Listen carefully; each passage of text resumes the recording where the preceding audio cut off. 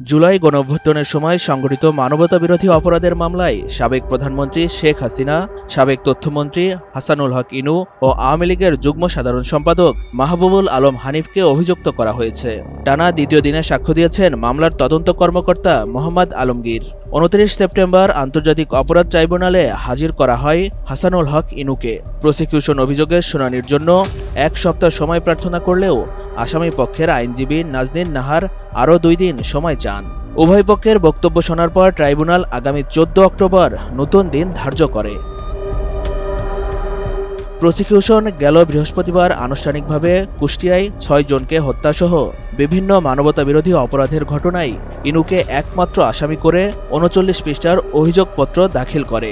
এতে মোট ৮টি অভিযোগ আনা হয় এবং ২০ জনকে সাক্ষী রাখা হয়েছে। আন্তর্জাতিক অপরাধ ট্রাইব্যুনাল ২ এর বিচারপতি নজরুল ইসলাম চৌধুরীর নেতৃত্বে ৩ সদস্যের বেঞ্চ অভিযোগপত্রটি গ্রহণ করেন। অভিযোগপত্রে বলা হয়, ১৮ জুলাই ভারতের মুম্বাই ভিত্তিক গণমাধ্যম মিরর নাউতে ইনু আন্দোলনকারীদের বিএনপি জামাত সন্ত্রাসী ও সাম্প্রদায়িক আখ্যা দিয়ে কঠোর পদক্ষেপ নেয়ার উস্কানি দেন। ১৯ জুলাই গণভবনে শেখ হাসিনার নেতৃত্বে ১৪ দলীয় সভায় সেনা মোতায়েন ও গুলি চালানোর বিষয়ে তিনি সরাসরি সম্পৃক্ত ছিলেন। ২০ জুলাই কুষ্টিয়ার পুলিশ সুপারকে আন্দোলনকারীদের ছবি দেখে তালিকা প্রস্তুত ও ব্যবস্থা নিতে নির্দেশ দেন। অভিযোগ রয়েছে আন্দোলন দমনে মারণাস্ত্র ব্যবহার, হেলিকপ্টার দিয়ে গুলি ছোড়া, ছত্রিশ সেনা নামানো সহ নানা ষড়যন্ত্র ও পরিকল্পনায় তিনি শেখ হাসিনাকে পরামর্শ দেন।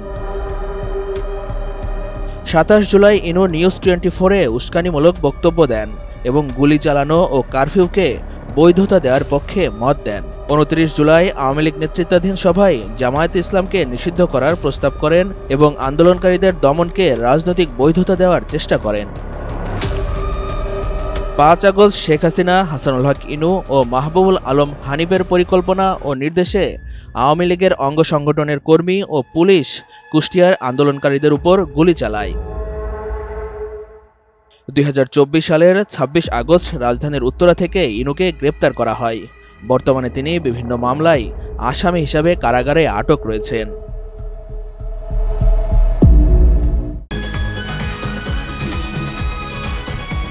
ওটা তো ওরা আসলেই জানতে পারবো, তাই না? শোনো, টাকা তো চাইছে, ১০,০০০ টাকার শর্ট আছে, বুঝছো? ধন্যবাদ। কত টাকা শর্ট পড়ছে সেটা বল। ১০,০০০ টাকাই শর্ট আছে। আচ্ছা, সেটা মাথা ছুঁয়ে বলো। মাথা কি হলো? চুপ করে আসছো কেন? ভণ্ডামি, টাউটামি, জায়গা পাও না তুমি? তুমি কি জীবনে ভালো হবে না? শোনো, ভন্ড আর টাউট বলবা না, আমার ইগোতে লাগে। তুমি ওইটাই ঠিক আছে, ভণ্ডামি টাউটামি মানুষ করে, কিন্তু গার্লফ্রেন্ডের সাথেও কোনো কথা।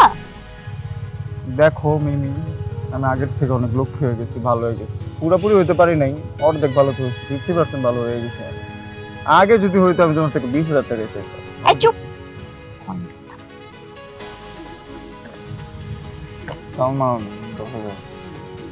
ঠিকভাবে বলো, কত টাকা শর্ট পড়ছে? ৫,০০০ টাকা লাগবে।